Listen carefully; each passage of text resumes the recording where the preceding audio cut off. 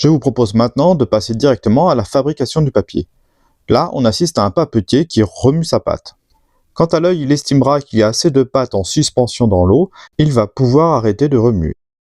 Du coup, il range son rétable, l'espèce de râteau qui lui sert à remuer la pâte, et il prend sa forme et sa couverte, c'est-à-dire c'est le treillis qui sert à attraper la pâte, et la couverte c'est le cadre qui permet de donner un format.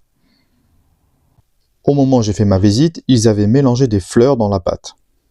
Le geste paraît simple, mais en fait c'est assez lourd et c'est assez technique.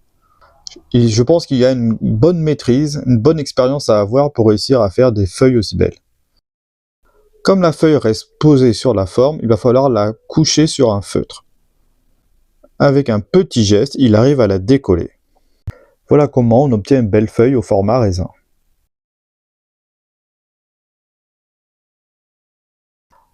Si le papetier ne veut pas que ses feuilles se collent, il a intérêt à les séparer à chaque fois d'un feutre. Et c'est comme ça qu'il va alterner entre les couches de feuilles et de feutres. Comme vous pouvez le constater, c'est un métier qui est assez répétitif et assez physique. Mais cela doit être gratifiant de reproduire les gestes qui ont été faits il y a des siècles. Et savoir qu'on produit un papier d'une qualité incroyable, utilisé aussi bien pour imprimer la Constitution que pour des artistes exigeants, doit donner un sens remarquable à ce métier. En tout cas, moi j'ai été hypnotisé par la fabrication du papier et j'aurais pu regarder pendant des heures le papetier faire ses gestes les uns après les autres.